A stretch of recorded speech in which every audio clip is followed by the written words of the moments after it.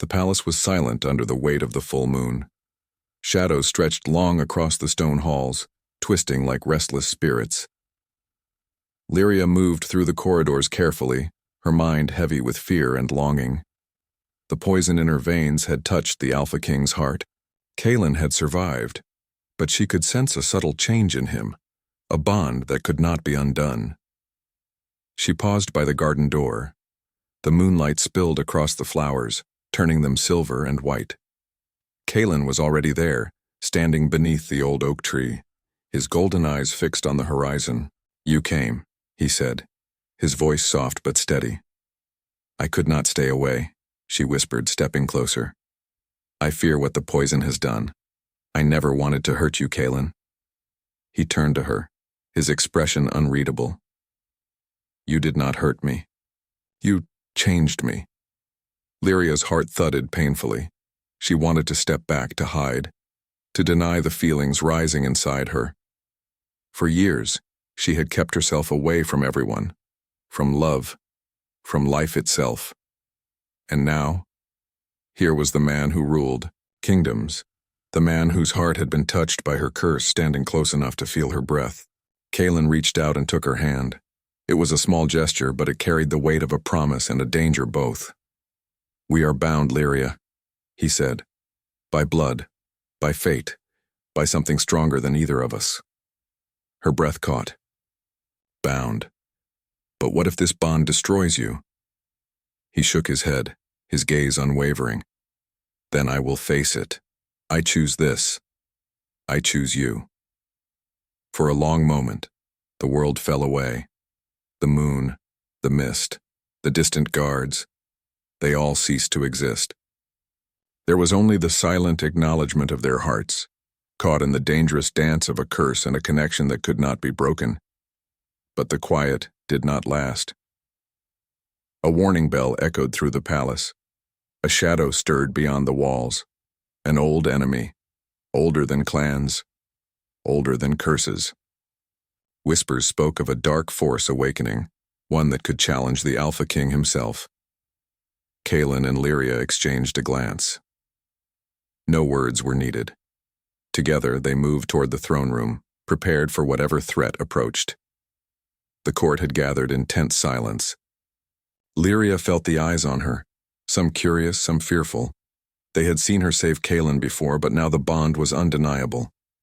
The poison had woven its threads into the Alpha King, and everyone could feel it, an invisible force that pulsed between them. A scout ran in, breathless.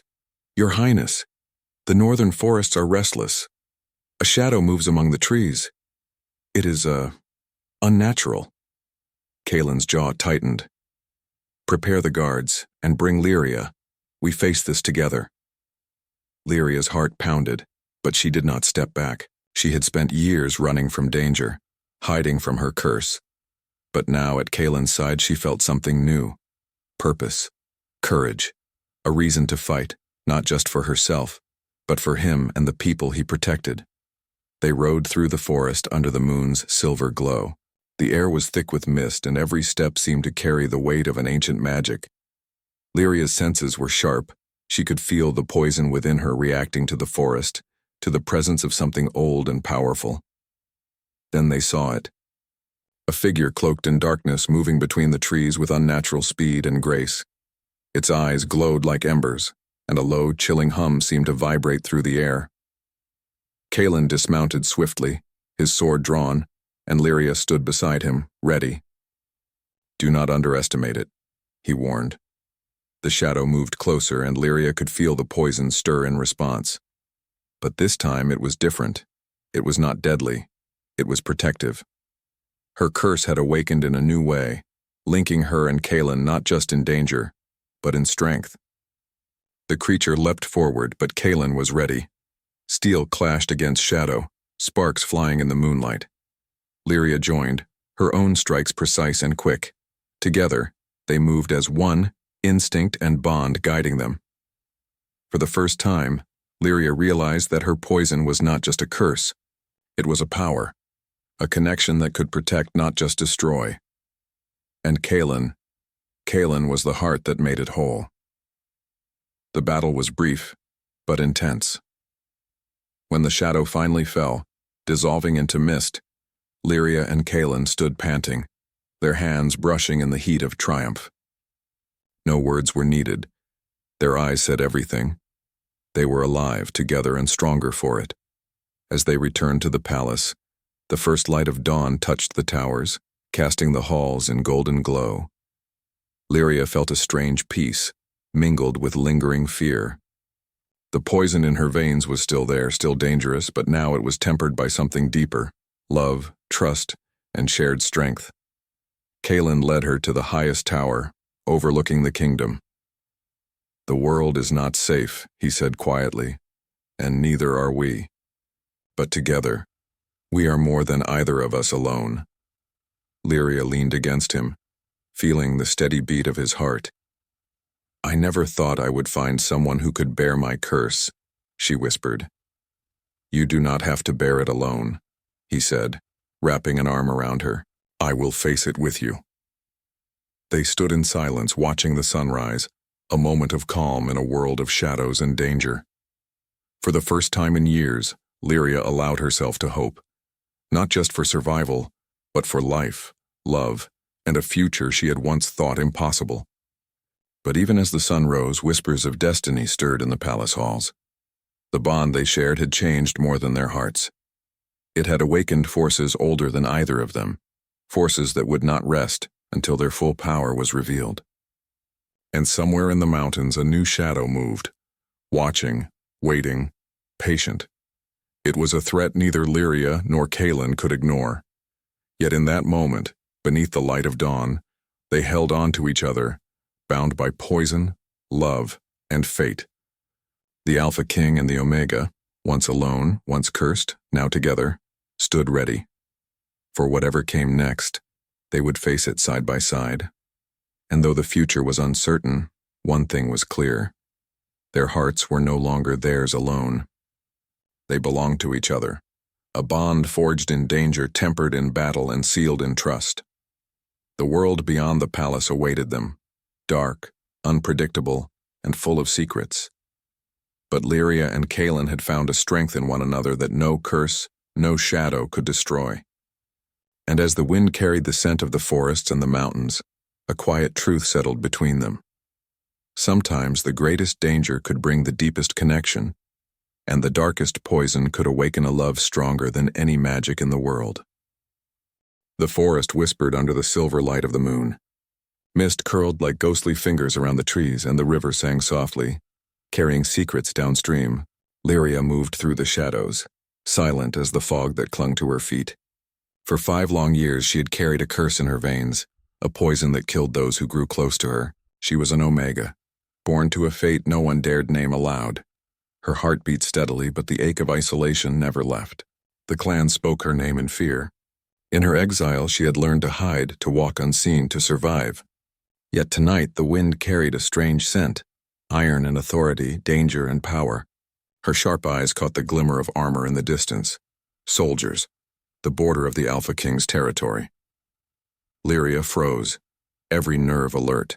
The Alpha King Kalen ruled this land with unmatched strength and a cruel reputation. None who crossed him lived to tell the tale, and yet something in the way the soldiers moved, disciplined but wary, made her heart tighten.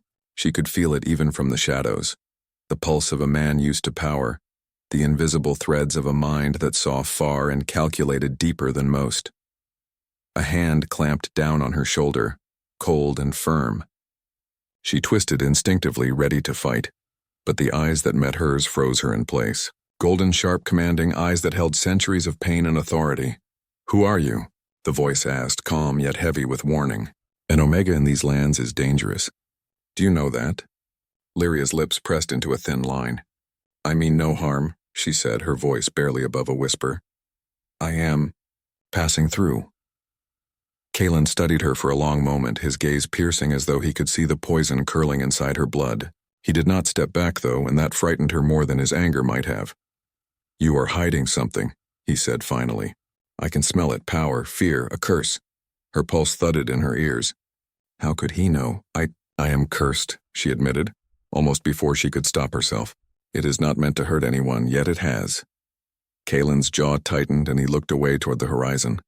And yet you come here to my land. To my people, why? I have nowhere else, she said. For 5 years I have run. I have avoided everyone, everything. I thought, maybe here I might survive.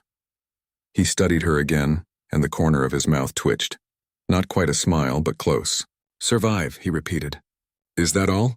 Lyria felt the weight of his gaze as if it were pressing against her chest. She wanted to turn away, to vanish into the mist, but something in his presence held her. Something in his voice promised danger and curiosity in equal measure. The soldiers moved closer, uneasy under Kalen's silent command. Bring her to the palace, he said finally. I will decide what to do with accursed Omega in my lands. Lyria's stomach dropped. The palace of the Alpha King was a place of shadows and rumors. Few returned unscathed. And yet, there was a strange relief in surrendering to his decision. Maybe it was better to face the unknown than wander endlessly in fear. The journey to the palace was silent except for the soft padding of feet on the forest path. Lyria kept her head down, aware of every glance, every whisper among the soldiers. She tried to imagine what awaited her inside those walls. She imagined chains, punishment, death, perhaps all three. But what she did not imagine was the sense of being seen, truly seen by a man who could sense every corner of her fear. The palace rose above the mist like a shadowed mountain. Towers pierced the night sky, black stone glinting under the moonlight. Gates opened with a creak, revealing halls lit by torches and the faint smell of incense and old magic. Kalen walked ahead, silent, his presence commanding. Lyria followed, her steps echoing softly in the stone corridors. She could feel the eyes of the court on her, whispering, judging, fearful, yet she dared not meet them. Her curse had already earned her enough fear. At the throne room, Kalen turned to her. You will stay here for now. But understand this, any mistake could cost you your life. I understand, she said, voice steady despite the storm inside her. He nodded once and left her standing there. Alone, she took in the grandeur of the room. The high ceiling, the banners of wolves in every shade of silver and gold. The throne carved from black stone that seemed to swallow the light. This was power, unyielding and absolute. She felt small yet strangely alive. Days passed. Lyria served in the palace under Kalen's watchful gaze. She observed the politics, the rivalries, the quiet plotting in corners, the whispers of rebellion. She learned to move silently, to speak little, to make herself invisible except to the Alpha King. Kalen, meanwhile, was drawn to her like a moth to flame. He had met many people, but none had sparked the curiosity that Lyria did. She was dangerous, yes, but not in the way others were. Her danger was quiet, contained yet irresistible. One evening in the palace gardens, Lyria tended the herbs under the pale moonlight. The scent of lavender and night-blooming flowers filled the air. Kalen appeared at the edge of the garden, leaning against a marble column, watching her. You work too hard, he said softly. She did not look up. I am learning the palace ways. It is necessary. He stepped closer, the torch's light reflecting in his golden eyes. Or is it to survive? Her hand trembled slightly. She looked at him, and in that moment something unspoken passed between them. She wanted to speak, to warn him, to tell him to stay away, but the words lodged in her throat. She had spent years avoiding closeness, and now she felt a pull she could not deny. Kalen reached out almost instinctively, brushing a lock of her hair from her face. It was a light touch, yet it sent shivers through her entire body. For a moment they simply looked at each other, two souls tangled in danger and curiosity. Suddenly, a shout broke the moment. A rival clan had breached the palace gates, seeking to challenge the Alpha King's rule. Chaos erupted in the halls. Lyria's training and instincts took over. She ran toward the danger, her mind sharp, her body moving faster than thought. Kalen fought with controlled fury, but a blade found its way too close to his side. Without thinking, Lyria intervened, striking down the attacker with precision. The palace guard stared in shock. Kalen's eyes, however, were fixed on her, wide and startled. Lyria, he breathed, and she realized with a cold spike of fear that in saving him she might have exposed him to her poison. The curse in her veins had stirred in the heat of battle. Kalen staggered slightly, but his golden eyes met hers with something new, a vulnerability he rarely showed. Are you all right? He asked, voice tight. She nodded, but her heart raced.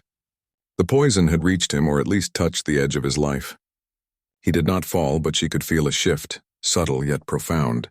The Alpha King, unyielding and feared, had been marked in some invisible, dangerous way. The court whispered for days after. "The Omega has touched the Alpha King's heart," they said in hushed tones, fearful of the power now between them. Lyria moved through the halls with caution. Kalen watched her constantly, his gaze a mixture of curiosity, admiration, and something unspoken. She could not tell if he feared her, or if he was drawn to her. And in truth, she did not know either. Yet something had changed. A bond, invisible but undeniable, had formed between them. The poison she carried in her veins was no longer just a curse, it was a thread, tying her fate to the Alpha King in ways she could not yet understand. And deep in the shadows of the palace, whispers of destiny began to stir, promising that neither of them would remain untouched by what was coming.